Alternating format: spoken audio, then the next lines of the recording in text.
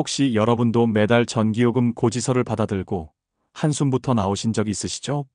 저는 43년 동안 현장에서 수많은 어르신들의 집을 다니면서 그런 상황을 참 많이 봐왔습니다. 에어컨이 있지만 전기세가 너무 무섭다고 여름에도 틀지 못하고 선풍기 하나에만 의지해서 하루를 버티시는 분들, 땀을 뻘뻘 흘리며 더위를 참다가 병원에 실려가시는 분들까지 정말 많았습니다. 어느 해 여름, 저를 참 안타깝게 만든 일이 있었습니다. 서울 서대문구에 사시는 80세의 심정이 할머니께서 작은 단칸방에 앉아 선풍기를 3시간만 틀고는 더는 못 켜시겠다고 하시더군요. 왜 그러시냐고 물으니 하루에 몇 시간만 틀어도 한 달에 20만 원이 나온다는데 어떻게 켜겠어? 하시며 웃으셨습니다. 하지만 방 안은 숨이 막힐 정도로 덥고 습했습니다. 에어컨은 멀쩡했지만 사용법을 잘 모르셔서 계속 켰다 껐다를 반복하셨고 전기세는 천정부지로 치솟았던 거죠. 그로부터 며칠 뒤 비슷한 구조와 같은 브랜드 에어컨을 쓰는 서울 동작구의 76세 홍성우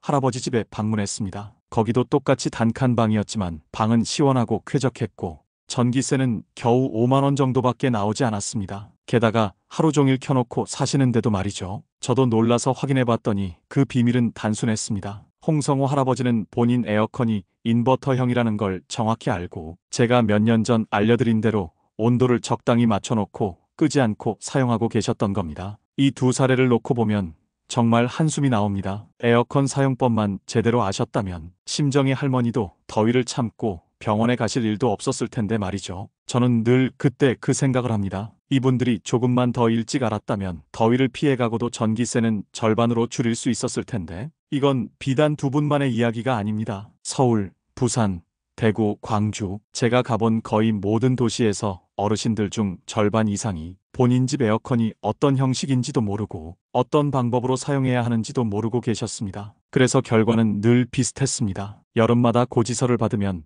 한숨부터 내쉬고 에어컨을 켜자니 전기세가 무섭고 참자니 더위에 지치고 아프고 이 악순환이 계속되는 겁니다. 하지만 오늘 이 영상을 끝까지 보신다면 이제는 그 악순환에서 벗어나실 수 있습니다. 비싼 전기세를 내면서도 더위를 견디는 것이 아니라 적은 비용으로 시원하고 건강하게 여름을 보내실 수 있습니다. 저는 43년 동안 현장에서 4만 대가 넘는 에어컨을 만지면서 누구보다 많은 사례를 보고 배우고 경험해왔습니다. 지금부터 그 노하우를 여러분께 모두 알려드리겠습니다. 오늘 영상에서는 에어컨의 종류를 구별하는 법, 전기세를 절반으로 줄이는 올바른 사용법, 실외기 관리법, 온도와 습도 조절법, 계절별 관리법과 정부 지원금까지 하나하나 차근차근 설명드릴 테니 꼭 끝까지 들어보시고 올여름에는 꼭 실천해 보시길 바랍니다. 아직 구독과 좋아요를 누르지 않으셨다면 지금 눌러두시면 앞으로도 유익한 정보들을 가장 빠르게 받아보실 수 있습니다. 여러분의 여름을 시원하게 만들기 위해 지금부터 본격적으로 시작해 보겠습니다. 에어컨 종류를 아는 것이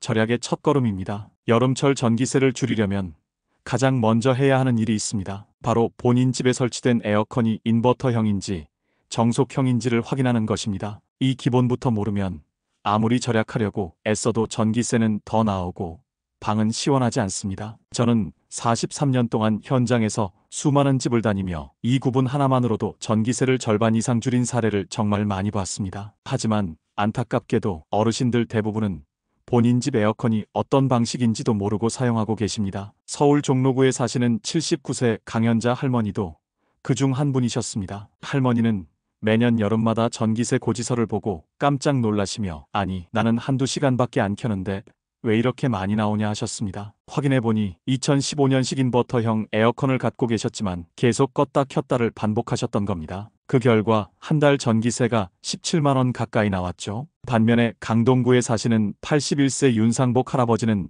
같은 브랜드, 비슷한 연식의 인버터형 에어컨을 사용하시면서도 한 달 전기세가 겨우 6만 원이었습니다. 그 비밀은 바로 올바른 사용법을 알고 계셨기 때문이죠. 그렇다면 인버터형과 정속형의 차이는 무엇일까요? 인버터형은 2011년 이후 출시된 제품으로 설정 온도에 도달하면 전력을 줄여서 적은 전력으로 계속 유지합니다. 그래서 처음에만 강하게 틀고 그 이후에는 끄지 않고 켜두는 것이 오히려 전기세가 덜 듭니다. 반면 정속형은 다릅니다. 설정 온도에 도달해도 계속 최대 출력으로 돌아가기에 오래 켜두면 전기를 계속 많이 먹습니다. 정속형은 껐다 켰다를 반복해야 전기세를 줄일 수 있습니다. 여기서 중요한 것은 두 제품의 사용법이 완전히 반대라는 점입니다. 인버터형은 끄면 손해, 정속형은 계속 켜두면 손해입니다. 혹시 본인 집 에어컨이 어떤 형식인지 모르겠다면 간단히 확인해 보세요. 2011년 이후 제품이면 거의 인버터형입니다. 에너지 효율 등급이 1등급에 가깝고 냉방 능력이 최소 최대로 표기되어 있다면 인버터형입니다. 냉매가 R410O라면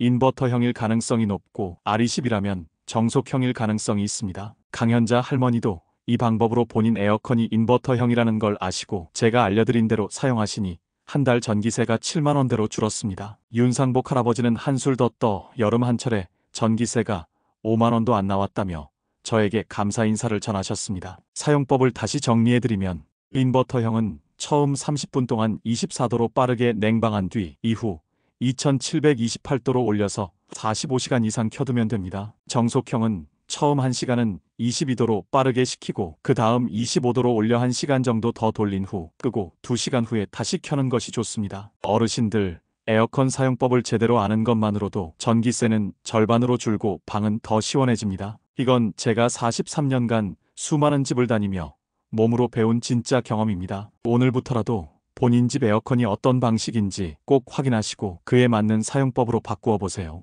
여러분의 여름이 훨씬 가볍고 시원해질 것입니다. 실외기 관리가 절반의 승부입니다. 여러분, 에어컨 하면 대부분 실내기만 생각하시죠? 방 안에 매달려 있는 본체만 돌리면 시원해진다고 믿으십니다. 하지만 그건 반쪽짜리입니다. 숨은 주역이 따로 있습니다. 바로 실외기입니다. 저는 43년 동안 수많은 집을 다니면서 깨달았습니다. 실외기 관리가 전기세와 시원함의 절반을 결정합니다. 그런데 많은 분들이 이 중요한 사실을 모르시고 실외기를 방치해 두십니다. 강북구 82세 이춘자 할머니 사례를 들어볼게요. 실외기 앞에는 빨래 건조대가 놓여 있고 양쪽에는 화분들이 가득했습니다. 위쪽에는 베란다에 널어둔 이불과 옷가지가 실외기를 덮고 있었습니다. 에어컨은 하루 종일 틀어도 방 온도는 30도를 넘겼고 전기세는 무려 17만 원이 넘게 나왔습니다. 할머니께서는 에어컨이 고장난 줄 알았다고 말씀하셨습니다. 반대로 강서구 77세 백승호 할아버지 댁은 달랐습니다. 실외기 앞과 옆은 깨끗하게 비어있고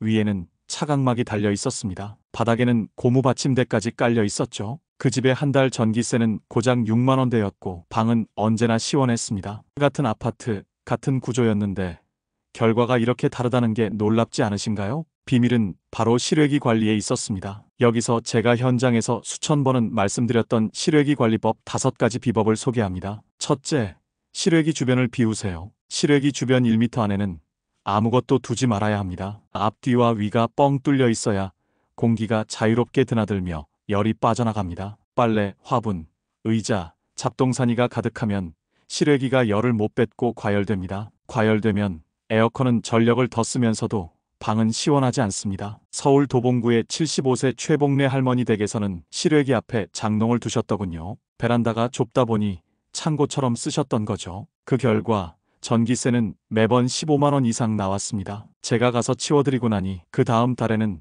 7만 원대로 떨어졌습니다. 둘째, 차각막을 설치하세요. 차각막은 햇볕을 가려주는 덮개입니다. 여름철 한낮에는 햇빛을 그대로 맞으면 실외기 온도가 60도 이상까지 치솟습니다. 그러면 냉방 효율이 뚝 떨어지고 전기세는 더 올라갑니다. 차각막 하나 달아두면 실외기 온도가 67도 낮아지고 전기세는 20%가량 줄어듭니다. 다만 차각막을 너무 붙이면 안 됩니다. 공기가 돌아야 하기 때문에 위쪽으로 50cm 정도 띄우고 양옆도 여유를 두세요. 서울 서초구의 78세 한명규 할아버지는 차각막을 너무 꽉 붙였다가 더 안 좋아졌던 사례도 있었습니다. 바람이 안 통해서 오히려 뜨거운 공기가 갇혀버린 거죠. 제가 다시 띄워드리고 나니 시원해졌습니다. 셋째, 청소는 2주에 한 번. 실외기 핀 사이에는 먼지가 금세 쌓입니다. 그냥 두면 열이 빠져나가지 못해 효율이 떨어지고 소음도 커집니다. 2주에 한 번 정도는 진공 청소기나 칫솔로 살살 먼지를 털어주세요. 서울 구로구의 80세 김숙자 할머니는 물로 시원하게 씻어내셨다가 큰돈을 쓰셨습니다. 물 뿌리면 안 돼요? 하고 물으셨는데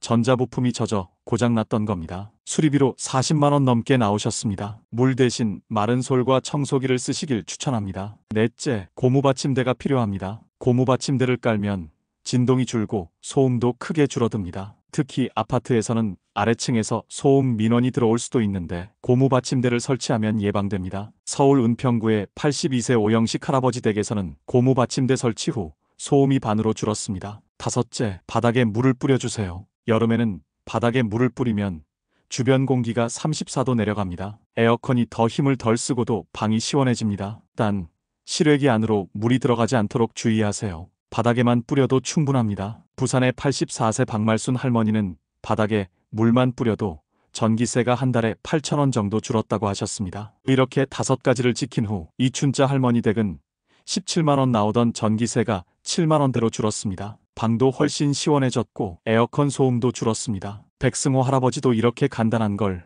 왜 이제야 알았을까 하며 미소를 지으셨습니다. 여러분, 에어컨은 실내기와 실외기가 한 몸입니다. 둘 중 하나라도 막히면 효율이 떨어지고 전기세가 확 올라갑니다. 실외기가 숨 쉴 수 있어야 에어컨도 제대로 힘을 씁니다. 오늘 당장 베란다나 옥상에 나가서 실외기 주변을 살펴보세요. 빨래, 화분, 상자, 잡동사니를 치우고 차각막을 달아주고 청소도 한번 해보세요. 생각보다 간단합니다. 그리고 그 효과는 정말 놀랍습니다. 이 작은 습관 하나가 여러분 지갑을 지키고 여름을 시원하게 바꿔줍니다. 43년 동안 수만 명의 어르신들이 바꾸고 행복해하신 비법을 오늘 꼭 실천해보세요. 자, 다음으로 여름철 에어컨 고장 예방과 긴급 상황 대처법에 대해 알아보겠습니다. 여러분, 여름 한복판에 에어컨이 멈춰버린 적이 있으신가요? 왜 안 나오지? 하며 전원을 껐다 켜도 리모컨을 두드려도 시원한 바람이 나오지 않으면 정말 답답하고 당황스럽죠. 저는 현장에서 40년 넘게 수리 일을 하면서 수천 건의 고장 현장을 다녔고 그중 상당수는 사실 조금만 주의했어도 예방할 수 있는 고장이었습니다. 오늘은 여러분께서 더 이상 한여름에 땀을 뻘뻘 흘리며 고생하지 않도록 에어컨 고장을 예방하는 방법과 혹시라도 고장이 났을 때 빠르게 대처하는 법을 하나부터 10까지 모두 알려드리겠습니다. 첫째, 에어컨이 고장나는 가장 큰 이유는 과부하입니다. 서울 관악구 78세 이만수 할아버지는 어느 날 한낮에 전원을 켜자마자 우르르륵 소리만 나고 바람이 나오지 않는다고 하셨습니다. 가보니 실외기 위에 빨래가 잔뜩 덮여 있었습니다. 에어컨은 더운 날씨에 하루 종일 돌아가야 하는데 실외기가 숨을 못 쉬면 내부가 과열되면서 멈춥니다. 이건 기계가 스스로 더는 못하겠다 하고 멈춘 겁니다. 실외기 위와 주변에는 아무것도 두지 말고 차각막을 설치하더라도 공기가 빠져나갈 틈을 충분히 남겨주세요. 이것만 지켜도 과부하로 멈추는 고장의 절반 이상을 막을 수 있습니다. 둘째, 가장 흔한 고장 증상과 원인을 알아두세요. 에어컨이 멈췄을 때 어떻게 해야 할까요? 무턱대고 기사님을 부르기 전에 아래 증상과 원인을 한번 확인해 보세요. 바람이 미지근하다? 냉매가 거의 없거나 필터가 먼지에 막혔을 가능성이 높습니다. 바람이 약하다? 필터가 먼지투성이거나 실외기 팬이 막힌 겁니다. 물이 줄줄 샌다?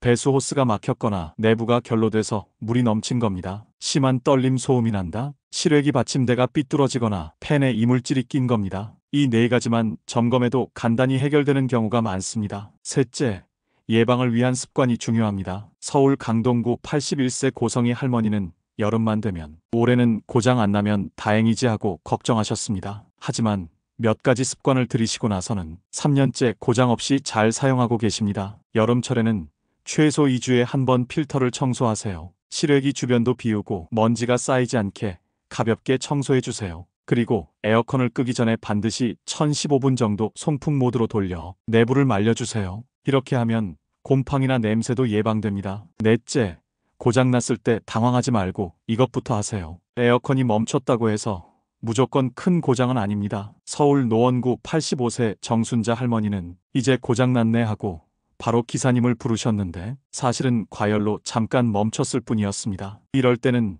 전원 코드를 뽑고 1015분 정도 기다린 뒤 다시 켜보세요. 이것만으로도 다시 정상 작동하는 경우가 많습니다. 필터를 꺼내 먼지를 털어주고 다시 끼우기만 해도 바람이 시원하게 나옵니다. 배수 호스 끝에 먼지가 막혔는지도 확인해 보세요. 젓가락으로 살짝 찔러주면 물이 쭉 빠지면서 바로 정상으로 돌아옵니다. 다섯째, 긴급 상황 시 임시방편도 준비해 두세요. 혹시라도 당장 고치기 어렵다면 대체할 방법이 필요합니다. 서울 도봉구 84세 이정혜 할머니는 여름에 에어컨이 멈춰서 밤새 덥다고 힘들어 하셨는데 제가 알려드린 방법으로 버티셨습니다. 선풍기와 서큘레이터를 함께 돌려 공기를 순환시킨다. 몸에 적신 수건을 얹어 체온을 낮춘다. 창문을 열어 대각선 방향으로 바람길을 만든다. 밤에는 심야 요금대에 맞춰 에어컨을 잠깐 켠다. 이렇게 하면 잠시나마 더위를 견디는데 큰 도움이 됩니다. 여섯째, 절대 하면 안 되는 위험한 행동들도 있습니다. 에어컨이 멈췄다고 해서 물을 들이붓거나 세게 두드리거나 팬을 억지로 돌리면 더 큰 고장을 부르게 됩니다. 서울 용산구 79세 김태영 할아버지는 실외기에 물을 퍼부었다가 내부 회로가 망가져 수리비가 15만 원 넘게 나왔습니다. 물이 흐른다고 해서 그냥 두셔도 안 됩니다. 배수 호스를 점검해 주시고 가볍게 이물질을 빼주시고 그래도 안 되면 기사님을 부르셔야 합니다. 일곱째, 계절별 관리도 중요합니다. 여름이 끝난다고 에어컨을 방치하면 다음 해 여름에 또 고장나기 쉽습니다. 가을에는 송풍 모드로 최소 3시간 이상 돌려 내부를 완전히 말립니다. 겨울에는 전원을 차단하고 방안 커버를 씌우되 통풍구를 막지 않습니다. 봄에는 필터를 청소하고 냉매가 새는지 점검합니다. 서울 서대문구 83세 윤상희 할머니는 방안 커버를 너무 꽉 막아놨다가 다음 해에 고장 나더라 하셨습니다. 통풍구는 꼭 살려두셔야 합니다. 실제 사례 모음을 말씀드리겠습니다. 먼저 경기도 고양시 87세 한경자 할머니의 사례입니다. 매년 고장났었는데 송풍 모드 습관만 들여도 이렇게 달라지네. 전남 여수 80세 이동훈 할아버지의 사례입니다.